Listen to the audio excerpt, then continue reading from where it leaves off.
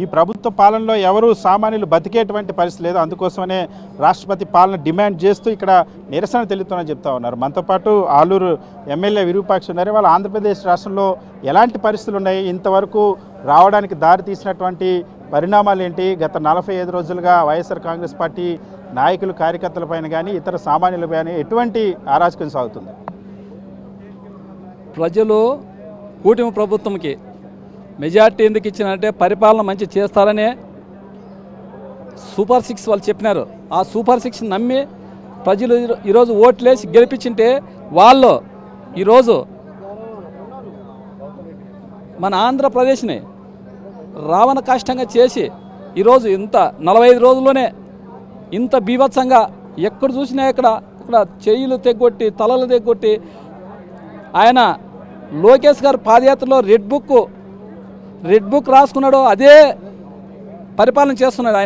ఆయన ప్రజలకు పరిపాలన చేసే కాదు వచ్చిన వాళ్ళు ఎవరు వైఎస్ఆర్ పనిచేసినారో కార్యకర్తలైతేనేమి నాయకులనైతేనేమి ఎప్పుడో అన్ని రెడ్ బుక్లో మాదిరి ఈరోజు అందరూ ఇంత బీభత్సం సృష్టిస్తుంటే మా జగన్ సారు ఈరోజు ఢిల్లీ వేదిక వచ్చి అందరూ ధర్నా చేసినాము.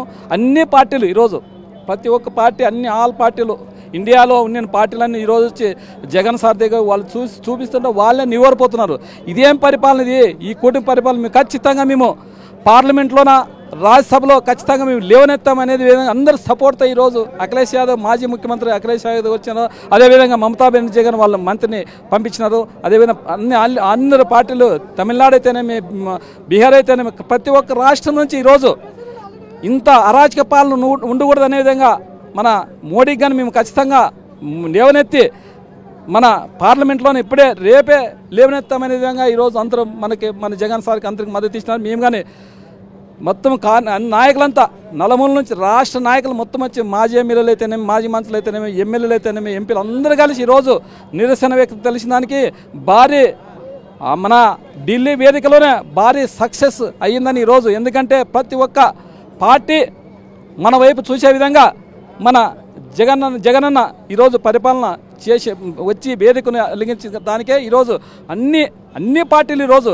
వేకదాటికి వచ్చి అంటే 45 రోజులైన ఇంత బీభత్సం సృష్టిస్తున్న విధంగా మా జగన్ సార్ గాని వచ్చి ఢిల్లీ వేదిక నుంచి దానికి మేమందరం ఇంకా రాష్ట్రంలో అందరూ నలుమూలలో తిరిగి మేము కానీ అందరూ కలిసిమెలిసి పోరాటం చేసి మా కార్యకర్తలను కాపాడుకునే విధంగా చేస్తామని మా జగనన్నకి ఎన్నిదన్నులు ఉంటూ ఆయన ఎక్కడ పిలిచి అక్కడ పోతూ మేము ఖచ్చితంగా మన జగనన్నకి ఎన్నిదన్నులు ఉంటే మేమంతా ఈ అరాచక పాలనని అడ్డుకునే విధంగా అదేవిధంగా ఎందుకంటే మన రాష్ట్రపతి పాలన పెట్టని ఎందుకు అంటున్నామంటే ఈ రావణ కాష్టం ఉండకూడదనే విధంగా చెప్తున్నాం. అదేవిధంగా పవన్ కళ్యాణ్ గారు ఆయన డిప్యూటీ సీఎం ఆయనకన్నా ఆయన ఎంతో ఇంతకుముందు అయితే చిన్న గొడవ అయితే ఒంటికాల మీద లేచేవారు. ఆయన ఈరోజు ఎక్కడ పోయినారు? ఆయన పవన్ కళ్యాణ్ గారు ఎక్కడ పోయినారు? డిప్యూటీ సీఎం గారు ఎక్కడ పోయినారు? అదేవిధంగా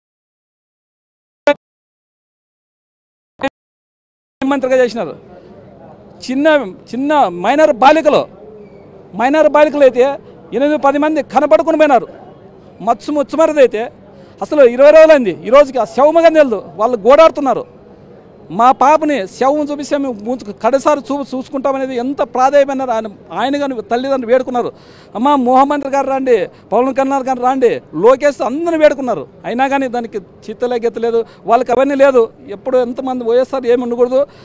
మా నెక్స్ట్ ఎలక్షన్లు వస్తాయి, జనరల్ బాడీ ఎలక్షన్లు వస్తాయి కదా, ఆ ఎలక్షన్ కల్లా ఎవరు మాట్లాడుకునే విధంగా ఉండకూడదు అనే విధంగా ఈరోజు అంత అరాచక పాలన చేస్తున్నారు. ఎందుకంటే వాళ్ళు మనం కార్యకర్తలనే గడప దాటి గడ్డకు రాకూడదనే విధంగా వాళ్ళు పరిపాలన చేస్తున్నారు. అదేం లేదు. ఖచ్చితంగా మేము జనరల్ బాడీ ఎలక్షన్ వస్తే ఖచ్చితంగా అందరూ ప్రతి ఒక్క కార్యకర్తలు చేసుకుంటున్నారు. అదేవిధంగా ప్రజలు కానీ ఆయన సూపర్ సిక్స్ పరిపాలన ఎక్కడుందని అందరూ ప్రజలుగానే 45 రోజులకే విసుక్కున్నారు. ఎందుకంటే ఇది మాత్రం మేము ఖచ్చితంగా మా జగన్ ఎన్నిదనులు ఉంటే ఖచ్చితంగా ఆయనకి సపోర్ట్గా ఉంటాం. అంతం ఖచ్చితంగా రాష్ట్రంలో సూపర్ 6 పథకాలతో పరిపాలన అందిస్తామని చెప్పినటువంటి తెలుగుదేశం పార్టీ ప్రజలను మోసం చేసి రెడ్ బుక్ పేరుతో అరాచకం సృష్టిస్తుందని చెప్తున్నారు. మనతో పాటు ఎమ్మెల్యే చంద్రశేఖర్ ఉన్నారు. సార్, ఇవాళ ఢిల్లీ స్థాయిలో చేస్తున్నటువంటి ఈ నిరసనకు లభించినటువంటి మద్దతు ఎలా ఉందనుకుంటా ఉన్నారు? వివిధ రాజకీయ పక్షాలకు సంబంధించినటువంటి ఎంపీలు వచ్చినప్పుడు వాళ్ళకి ఆంధ్రప్రదేశ్ జరుగుతున్న పరిస్థితులు వివరిస్తున్నప్పుడు వాళ్ళు ఏం మాట్లాడుతూ ఉన్నారు? ఇవాళ ఈ వేదిక ద్వారా ఆంధ్రప్రదేశ్ రాష్ట్ర ప్రభుత్వం కానీ అటు కేంద్ర ప్రభుత్వానికి కానీ వైఎస్ఆర్ కాంగ్రెస్ పార్టీ ఏం డిమాండ్ చేస్తుంది? సార్, ఈరోజు వచ్చినటువంటి రెస్పాన్స్ మాత్రం చాలా అద్భుతం. దేశంలో ఉన్నటువంటి వివిధ పక్షాలు, పార్లమెంట్లో ఉన్నటువంటి వివిధ పార్టీలకు సంబంధించినటువంటి ఎంపీలు ఇక్కడికి వచ్చి మద్దతు తెలపడం జరిగింది. మరి ముఖ్యంగా అఖిలేష్ యాదవ్ గారు అయితే అద్భుతంగా వారు స్పందించారు. ఈ రాష్ట్రంలో జరుగుతున్నటువంటి హత్యాకాండను చూసి ఆశ్చర్యపోయినటువంటి పరిస్థితి కనపడ్డది. ఎందుకంటే నారావారి ఈ పరిపాలనని ఒక్కసారి కానీ 40 రోజుల నుంచి చూస్తే నరహత్యా పాలనగా మారిపోయినటువంటి పాలన ఇది. ఈ రాష్ట్రాన్ని రక్తపు మడుగుల్లో శవాల దిబ్బగా, అప్పుల కుప్పగా మార్చేస్తున్నటువంటి నారావారి ఈ పరిపాలనను చూసి ఎవరైనా కానీ ముక్కును వేలేసుకుంటున్నారు. ఏంటి ఇంత దురదృష్టం, ఏంటి ఇంత దుర్మార్గం, ఏంటి ఇంత విధ్వంసకాండ అని ఆశ్చర్యపోతున్నటువంటి పరిస్థితి ఉంది. ఇవాళ రాష్ట్రంలో ఉన్నటువంటి అనేక పత్రికలు, అనేక మీడియా ఛానళ్ళు చంద్రబాబు నాయుడు గారి యొక్క పాకెట్ పత్రికలుగా, పాకెట్ వ్యవస్థలుగా మారిపోయిన తర్వాత రాష్ట్రంలో జరుగుతున్నటువంటి విషయాల మీద చూపించే ఛానల్స్ లేవు. ఏమన్నా చూపిస్తుంటే ఆ ఛానళ్ళ మీద ఆంక్షలు పెట్టి వాటి యొక్క ప్రసారాలను నిలిపివేస్తున్నటువంటి దుర్మార్గపు పరిపాలన ఏపీ రాష్ట్రంలో సాగుతుంది. కాబట్టి దేశ ప్రజలకు కూడా ఏపీలో జరుగుతున్నటువంటి ఈ విద్వేష కాండని, ఈ రక్తపు పరిపాలనని వివరించాలనే ఉద్దేశంతో తీసుకున్నటువంటి ఈ యొక్క కార్యక్రమం చాలా సూపర్ సక్సెస్ అయింది. చాలామంది ఇక్కడికి వచ్చేసి వారి పార్టిసిపేషన్, వారి యొక్క అభిప్రాయాలు తెలిపారు. ఖచ్చితంగా ప్రధానమంత్రి గారు కూడా దీని మీద స్పందించాలి, హోంమంత్రి గారు కూడా దీని మీద స్పందించాలి. రాష్ట్రంలో శాంతి భద్రతలు నెలకొల్పాల్సినటువంటి బాధ్యత దేశ ప్రధాని గారికి, దేశ హోంమంత్రి గారికి కూడా ఉంది అనేది వారు కూడా గుర్తుంచుకోవాలి. ఏదో ఇవాళ వారు మద్దతులో ఉన్నారు కాబట్టే వారికి సపోర్ట్ చేస్తూ ఉంటే ప్రజల యొక్క వ్యతిరేకతను ఎదుర్కోవాల్సి వస్తుందని వారు కూడా గమనించాలి. రాష్ట్రంలో ఎవరు మాట్లాడినా వాళ్ళని ట్రోల్ చేస్తూ, ఎవరు మాట్లాడినా వాళ్ళ మీద దాడులు చేస్తూ, వాళ్ళని చంపివేసే ప్రయత్నం చేస్తున్నటువంటి ఈ చంద్రబాబు గారి పరిపాలనని ప్రతి ఒక్క ప్రజాస్వామ్యవాది వ్యతిరేకించాలి. ఇవాళ కానీ ఇక్కడ ఢిల్లీలో మీరు నిరసన తెలుపుతుంటే ఆ రాష్ట్ర హోంమంత్రి కొద్దిసేపటి క్రిందట అనిత హోంమంత్రి మాట్లాడుతూ తుగ్లక్ రెడ్డికి ప్రజలు చీకొట్టినా సరే బుద్ధి రాలేదు, ఢిల్లీ వెళ్ళి బురద జల్లేటువంటి రాజకీయం చేస్తున్నారు, తప్పుడు రాజకీయం చేస్తూ ఉన్నారు అని చెప్పేసి మాట్లాడుతున్నారు. మొన్నేమో వైఎస్ఆర్సీపీ నాయకులకి మైండ్ దొబ్బింది అని చెప్పేసి మాట్లాడుతూ ఉన్నారు. ఆమెకేం సమాజం? హోంమంత్రి గారు ముందు గౌరవంగా మాట్లాడడం నేర్చుకోవాలి. ఒక ప్రతిపక్ష నాయకుడిని 5 సంవత్సరాలు ముఖ్యమంత్రిగా చేసినటువంటి వ్యక్తిని మాట్లాడేటటువంటి పద్ధతి గౌరవంగా ఉంటే బాగుంటుంది. రెండవది, వారి యొక్క హోంశాఖ మీద వారు కాన్సన్ట్రేట్ చేస్తే బాగుంటుంది. ఈ రాష్ట్రంలో జరుగుతున్నటువంటి దమనకాండను కంట్రోల్ చేయనటువంటి హోంమంత్రి గారు ప్రెస్ మీటుల్లో ఏదో ఒకరిని కించపరిచేటటువంటి వ్యాఖ్యలు చేయడం తగదు. ఒక మంచి అవకాశం వచ్చింది వారికి, వారు మంచి పరిపాలన అందిస్తే బాగుంటుంది తప్ప ఈ విధంగా చెలోక్తులు, ఈ విధంగా కౌంటర్లు వేసుకుంటూ వారి యొక్క పరిపాలన గాలికి వదిలేయడం అనేది మంచి పద్ధతి కాదు. అది వారి పరిపాలన మీద దృష్టి పెడితే బాగుంటుంది. అమ్మ, ఈ నెల రోజుల నుంచి మీరు తీసుకున్నటువంటి సంస్కరణలు ఏందో, మీ వలన జరిగినటువంటి మంచేందో ఈ రాష్ట్రానికి అది చెప్పండి, బాగుంటుంది తప్ప చేసేటటువంటి ప్రజాస్వామ్యబద్ధమైనటువంటి కార్యక్రమాల మీద కూడా మీరు ఇలాంటి మాటలు మాట్లాడితే మీ విలువే తగ్గుతుంది. కాబట్టి తప్ప ఇంకోటి కాదు, ఇది మర్చిపోకూడదు. ముఖ్యంగా చిన్న బిడ్డ కనపడకపోతున్నారు, నేరాలు అధికమవుతున్నాయి, గంజాయి వ్యాపారం విపరీతంగా విచ్చలవిడితనంగా జరుగుతుంది, రాష్ట్రంలో మత్తుమందుల విక్రయం జరుగుతుంది, రాష్ట్రంలో అనేక రకాలైనటువంటి మర్డర్స్, మానభంగాలు పెద్ద ఎత్తున జరుగుతున్న ఈ రాష్ట్రాన్ని మీరు ఈ మానభంగాలలో, హత్యల్లో నంబర్ 1 స్థానానికి తీసుకెళ్లాలని అనుకుంటున్నారా? ఒకసారి మీరే ప్రజలకు చెప్పండి. మీరు మాట్లాడేటటువంటి మాటలకి రాష్ట్రంలో జరుగుతున్నటువంటి పనులకి సంబంధం ఉందా? మీరు పెట్టినటువంటి ప్రెస్ మీట్ ఎందుకు పెట్టారు? గతంలో చంద్రబాబు నాయుడు గారి పరిపాలనలో 2014 నుంచి 19 వరకు ఏపీ రాష్ట్రంలో జరిగినటువంటి హత్యాకాండ, ఏపీ రాష్ట్రంలో జరిగినటువంటి నేరాలలో రాష్ట్రం టాప్ 10లో ఉంటే మా పరిపాలనలో 18వ స్థానంలో ఉంది.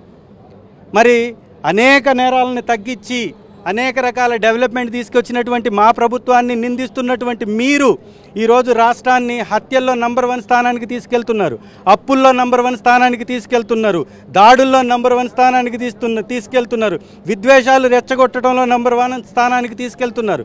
పేదవాడు ఒక పథకం మీద ఆశపడి బతికేటటువంటి కుటుంబాలు కోట్లలో ఉన్నటువంటి రాష్ట్రం మనది.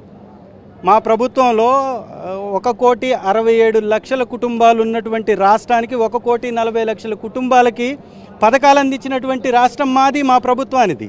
మరి 1,40,00,000 మంది ప్రభుత్వం మీద ఆధారపడి తినడానికి తిండి లేక, ఉండడానికి ఇళ్ళు లేక ఇబ్బంది పడేటటువంటి వ్యక్తుల్ని పట్టించుకోకుండా వారికి తిండి పెట్టండియా అంటే 5 రూపాయలకు భోజనం పెడతామని చెప్పేసి గవర్నర్ గారితో ప్రసంగాలు ఇప్పించుకొని, ఇదేందయ్యా పేదవాడంటే రోడ్డు మీద నిలబడి అగౌరవంగా భోజనం చేయడం అనేది తప్పు, ఒక భిక్షగాడిలాగా పేదవాడిని చూడకండి, గౌరవంగా కుటుంబంతో కూర్చొని భోంచేసే అవకాశం ఆ పేదవాడికి కల్పించండి. ఒక కుటుంబం అంటే గౌరవంతో బతకాలనుకుంటుంది.